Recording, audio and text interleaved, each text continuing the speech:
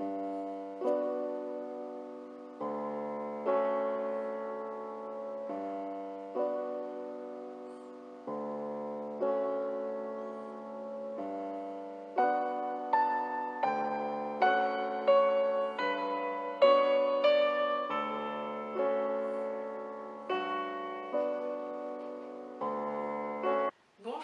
et merci aux 114 abonnés de ma chaîne. Je peux inviter aussi ceux qui ne le sont pas encore à s'abonner à leur tour. Et n'oubliez pas de cliquer sur la petite cloche pour recevoir les notifications. Aujourd'hui, je vais vous parler d'un livre relativement ancien.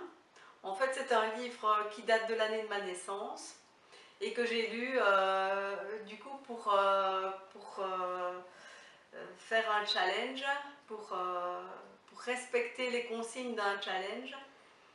Et donc c'est vraiment un roman classique. Donc c'est un roman que vous trouverez en bibliothèque, qu'on trouve quand même régulièrement dans les boîtes à livres. Et c'est vraiment un très très beau roman de Gilbert Cesbron. Et ça s'appelle « C'est Mozart qu'on assassine ». Alors Gilbert Cesbron, il est né au début du XXe siècle et il est décédé en 1979. Et donc ce roman, il peut sembler faire partie d'une autre époque, mais finalement il est vraiment d'actualité et je vais dire que c'est un roman qu'il faudrait recommander à tous les parents qui se disputent en présence ou non de leur enfant et qui se demandent s'ils vont continuer la vie à deux avec leur enfant ou s'ils vont se séparer. Je pense que c'est une lecture vraiment que je recommande dans une situation comme celle-là. Alors c'est vrai que moi dans un premier temps j'ai eu un peu de mal à entrer dans le livre. Il a fallu à peu près une cinquantaine de pages pour que je sois vraiment bien dedans parce que voilà, j'ai plus l'habitude de lire des classiques.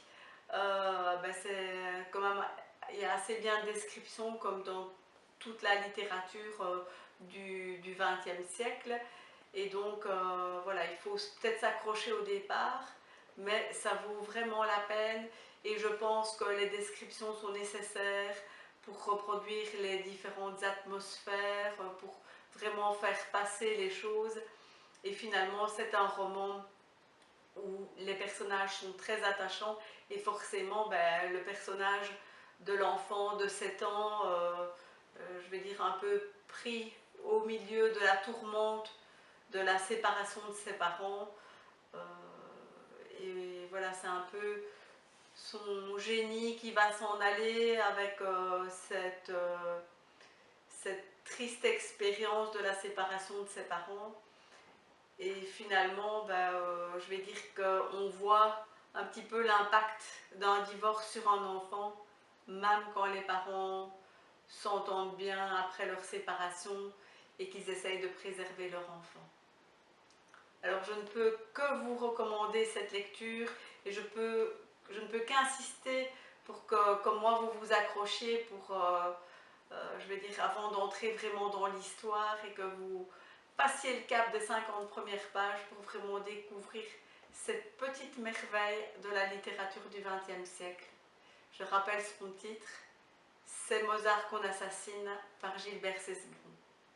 Alors en attendant une prochaine vidéo, surtout, lisez